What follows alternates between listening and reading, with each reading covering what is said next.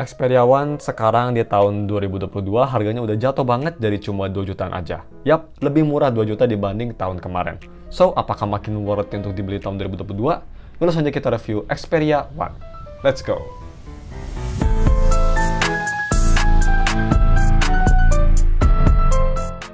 Halo guys, teman semua dari Steph Tech dan mari kita langsung aja review si Sony Xperia One. So, seperti biasa mari kita bahas dulu yang pertama si harga dan speknya. Untuk harganya sekarang kalian bisa beli di harga 2,3 juta aja. Itu yang punya RAM sebesar 6GB dengan internal storage sebesar 64GB, single SIM dan masih ada support microSD. Seperti biasa kalau misal kalian mau beli HP ini dan juga kalau misalkan mau wallpaper yang ada di HP ini, gue juga udah taruh semua linknya di deskripsi. So ya guys, untuk harga segitu kalian dapat spek yang masih capable banget. Chipset Snapdragon 855 dan fabrikasi sebesar 7 nanometer, layar 6,5 inci 21:9 aspect ratio, 4K OLED display dengan PPI sebesar 643, layar 60Hz display, UFS 2.1, ada NFC, stereo speaker, dan juga punya baterai sebesar 3330 mAh baterai yang bisa fast charging sampai 18 watt. Next, untuk si desain dan display sendiri, ini untuk build-nya pastinya masih terbuat dari material yang cukup premium. Bodi belakang terbuat dari kaca dan frame samping terbuat dari metal. Jadi masih oke banget. Dan juga ini beratnya guys, walaupun HP-nya lumayan panjang tapi nggak berat banget. Ini cukup enteng, jauh lebih enteng dibanding Galaxy Z Flip gue yang pastinya. Jadi masih lebih enak feelingnya di tangan, dan juga walaupun ini HP-nya panjang, pemakaian sarung tangan masih cukup oke. Karena dia itu nggak lebar, dia itu lebih kepanjang jadi lebar, jadi untuk nge-reach daerah ujung ke ujung itu masih cukup oke. Cuma memang kalau daerah atas bawah rada sulit. Dan untuk NFC sendiri, ini posisinya tuh ada di belakang guys, bisa kita lihat di sini logonya. Kalau misalnya kita tes, ini unit gue NFC-nya rada mut-mudan, kadang bekerja, kadang enggak. Jadi kalau misalnya kita coba tes, oke, come on.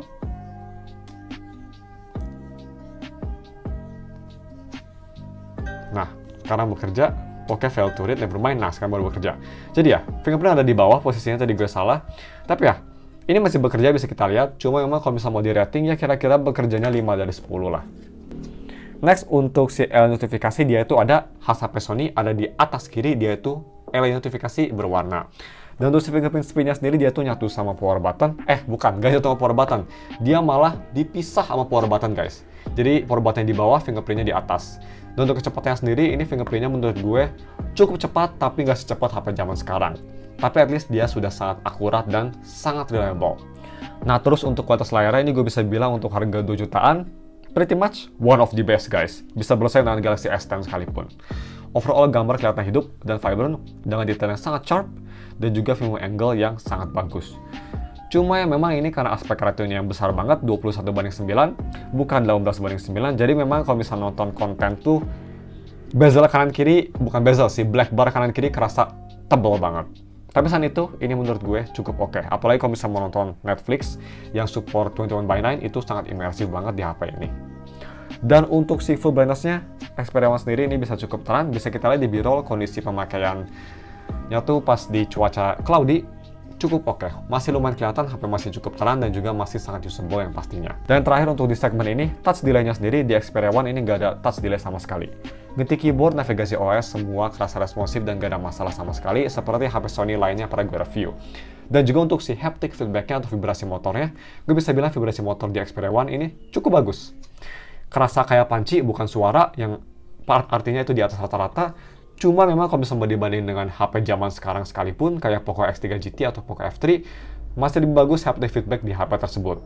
Ini sedikit di bawah HP tersebut untuk si haptic feedback-nya. Nah, selanjutnya mari kita bahas audio quality. Next, mari kita bahas audio quality via headphone jack, atau lebih tepatnya karena ini nggak ada headphone jack, jadi via converter USB Type-C to 3.5 mm. Ini gue bisa bilang kualitasnya sangat-sangat bagus. Masih kerasa seperti audio yang keluar dari HP flagship, even di tahun 2022 sekalipun. Overall dia punya sound signature yang lebih ke arah warm, jadi fun banget ini suaranya. Dengan dynamic range, bukan dynamic range, soundstage yang bagus, seperti instrumennya oke, dan juga dia juga punya vokal yang punchy dan juga bassy. Jadi masih kerasa sangat fun. Volumenya juga ini bisa cukup keras, dan juga yang gue suka tuh dia nggak kayak HP lain, ini kayak HP LG V series lebih tepatnya. Dia tuh volume stepnya ada banyak guys, jadi bisa ngatur banyak banget volume stepnya, jadi bisa spesifik untuk si volumenya. Dan dia juga itu volumenya bisa keras banget, gue coba tes pakai headphone Cos Porta Pro di volume sekitar 70% udah kerasa keras banget. Lumayan bagus. Dan untuk kualitas dual speaker ini sebenarnya bagus, tapi nothing special. Overall, sound signature ini lebih ke arah balance, sedikit bright, dan vokal yang crispy, dan jernih, bass yang pretty much hampir nggak ada, tapi masih cukup ada lah, cukup punchy, sub bass-nya masih cukup oke, seperti instrumen yang lumayan oke, dan juga soundstage yang cukup bagus. Untuk full volumenya ini stepnya banyak juga seperti si headphone jack-nya tadi gue review. Dan juga untuk si full volumenya ini bisa keras banget dengan minimum distorsi. Cuma ya memang kalau bisa dibanding dengan kualitas speaker lain kayak Samsung Galaxy S10 atau even yang lebih murah Galaxy S9, lebih bagus di HP tersebut. Di HP tersebut kerasa lebih imersif dan kerasa lebih full dibanding HP ini yang lebih becek sama lebih sempit suaranya. Tapi ya, untuk lebih detailnya di speaker testnya gue rekomend kalian pakai headphone biar bisa ngedengerin bedanya lebih detail. Check it out guys. Next.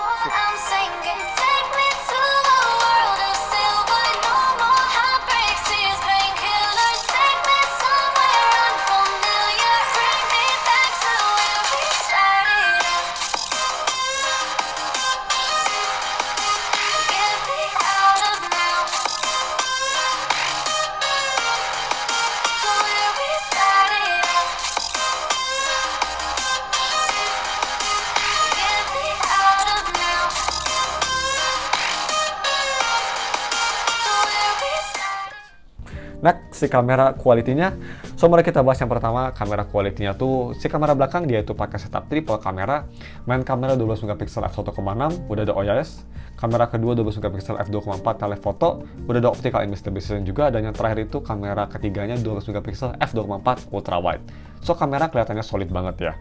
Cuma memang untuk kamera depannya nih biasa aja, hanya 8 megapiksel f2.0 yang bisa nge-record video sampai resolusi 1080p di fps 30, tapi untungnya masih ada electronic image stabilization. Dan untuk kualitas triple kameranya ini gue bisa bilang masih sangat flagship banget even di tahun 2020 sekalipun. Ya masih bisa bersaing dengan HP zaman sekarang sih menurut gue, yang harganya sama ya, malah lebih bagus. Overall dia punya gambar yang natural, warnanya kelihatan bersih, detail, dan juga dynamic range dan kontras yang cukup oke. Kamera ketiganya juga ini punya temperatur warna yang sama, jadi nggak kelihatan aneh kalau misal switching kamera ultra, telephoto, dan main kamera.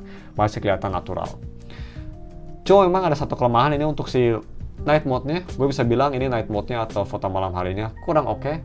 Kalau dibanding dengan HP zaman sekarang, kelihatan lebih gelap bisa kita lihat, dan juga noise-nya agak lebih banyak, dan overall foto kelihatan gak sedetail atau seenak dilihat HP-HP zaman sekarang. Dan yang terakhir untuk si foto selfie-nya, ini walaupun cuma 8 megapiksel, tapi fotonya cukup oke, dia masih punya detail yang bagus dan juga warna yang lumayan. Cuma memang kalau misal foto di belakang backlight yang terang, kayak di belakang sinar matahari, itu kamera bakal ada struggle untuk fokus ke subjek. Dan untuk si video recording, dia bisa nge-record video sampai resolusi 4K 30 fps, so ini dia sampelnya pakai resolusi tersebut. Next, mari 4K 30 fps, di Viva ini kelihatannya rada nge-lag ya, tapi oh udah enggak.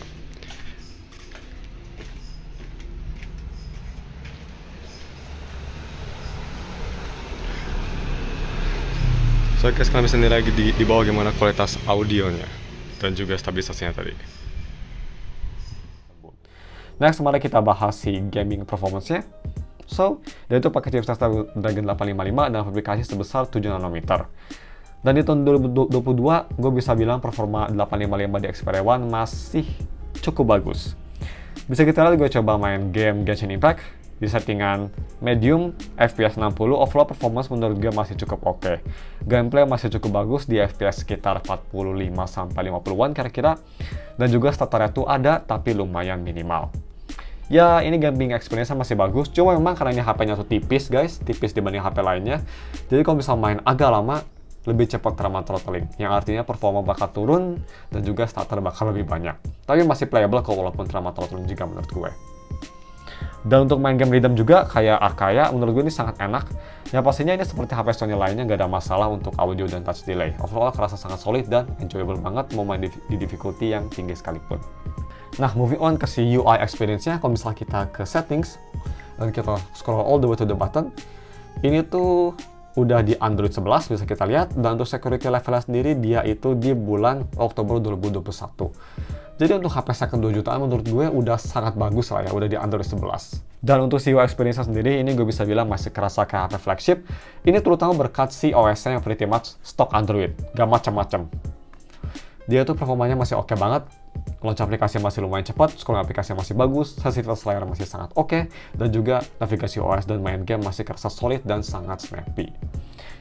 Ya masih untuk harganya menurut gue ini masih one of the best sih, bagus banget. Lebih bagus daripada Galaxy S10 dan Xperia XZ2 yang pastinya ya. Dan untuk si DRM infonya sendiri guys, kalau misalnya kita mau ke DRM info, ini yang pastinya sudah di Wi-Fi L1 tuh bisa kita lihat, Wi-Fi L1.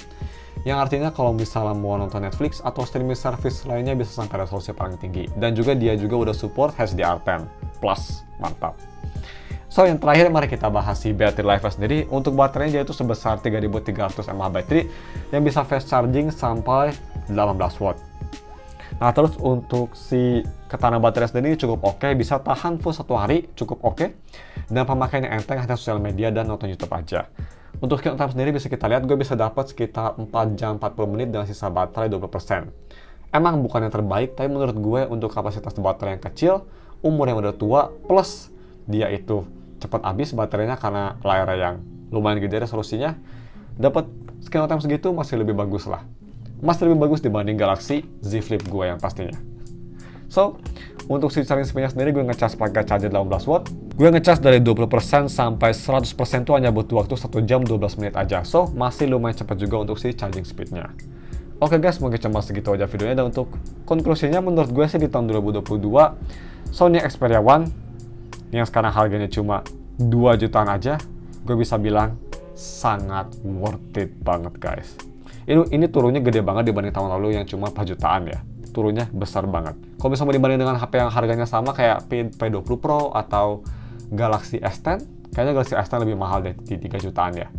Atau LG V40 atau LG G8 misal, gue lebih rekomen Xperia One. Di harga segini kalian dapat kualitas kamera yang solid dan juga versatile. Terus kalian dapat kualitas layar yang menurut gue bagus banget. Ini sekelas Samsung layarnya, sangat bagus, sangat high quality, enak dilihat, enjoyable banget. Dan juga dia punya kualitas speaker yang solid. Terus dia punya overall build quality yang sangat premium. So ya, overall di harga 2 juta ini menurut gue sangat worth it banget. Seperti biasa, kalau misalnya kalian mau beli HP ini, gue bakal taruh linknya di deskripsi. Dan juga kalau misalnya kalian ingin wallpaper yang di HP ini, gue juga udah taruh link wallpaper di deskripsi. Oke guys, mungkin cuma segitu aja videonya. Mohon maaf kalau misalnya kesalahan seluruh kalian. Jangan lupa like dan subscribe. Thanks for watching. We'll see you in another video. Bye.